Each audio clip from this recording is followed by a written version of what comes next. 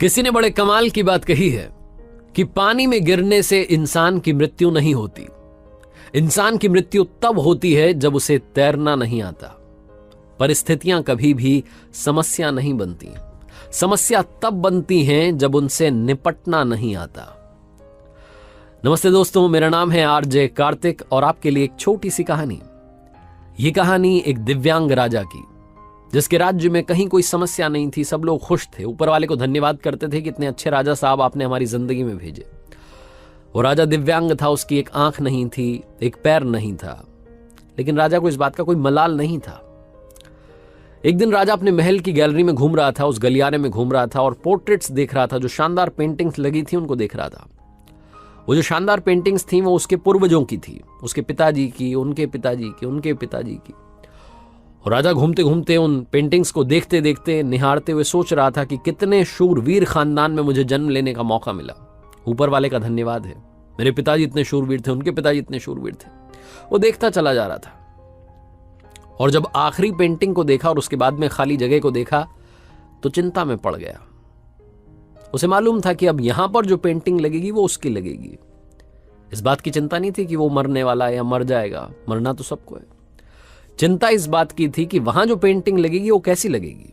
राजा सोचने लगा कि मेरी एक आंख नहीं है, एक पैर नहीं है, इस गलियारे में इतनी शानदार पेंटिंग्स लगी हैं, मेरी वाली सबसे खराब लगेगी, सबसे भद्दी लगेगी। उसके अंदर ही अंदर चिंता होने लगी। तो राजा ने सोचा कि मेरे मरने के बाद में ना जाने कैसी पेंटिंग बने। एक काम करता हूं, मैं जिंदा हूं, इसी बीच में एक शानदार सी पेंटिंग बनवाता हूं ताकि कम से कम ये तो सुकून रहे कि मेरी अच्छी पेंटिंग यहां लगेगी। तो उस राज्य में ऐलान करवा दिया गया, पेंटर्स को न्योता दिया गया कि आप आइए और राजा साहब की तस्वीर बनाइए। शानदार तस्वीर बनाएंगे, शानदार इनाम मिलेगा।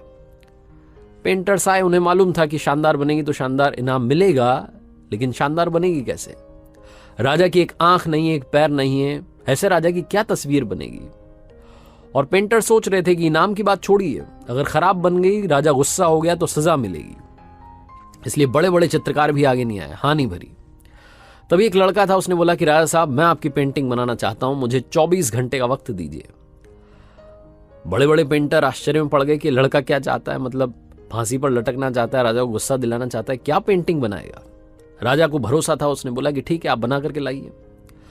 अगले दिन वो लड़का पेंटिंग बना करके लाने वाला था। दरबार भर चुका था, दूर दूर से लोग आए हुए थे देखने के लिए कि लड़का क्या पेंटिंग बना करके लाएगा।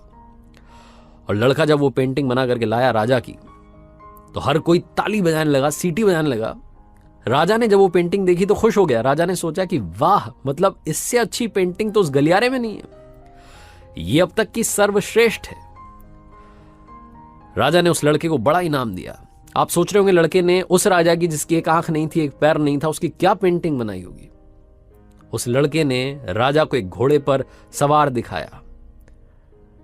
एक साइड से वो तस्वीर थी जिसमें एक पैर दिख रहा था, राजा तीरंदाजी कर रहा था, निशाना साध रहा था, और जब निशाना साधते हैं तो एक आंख बंद हो जाती है। एक आंख बंद थी, वही वाली आंख बंद थी जो राजा की नहीं थी।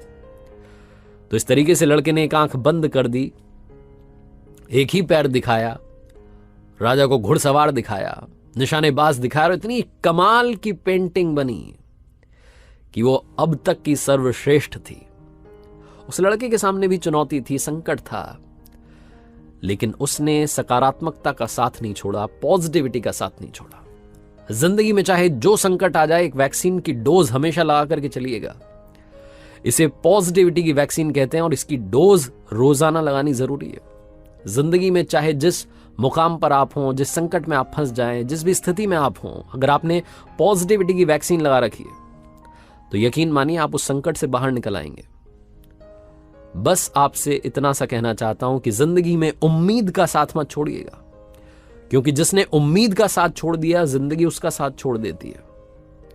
हर पल सकारात्मक रहिए, खुश रहिए, प्रसन्न रहिए, ऊपर वाले के आशीर्वाद के साथ, अपनों के प्यार के साथ और अपनी अच्छी और सच्ची मेहनत के साथ कर दिखाओ कुछ ऐसा कि दुनिया करना चाहे आपके जैसा।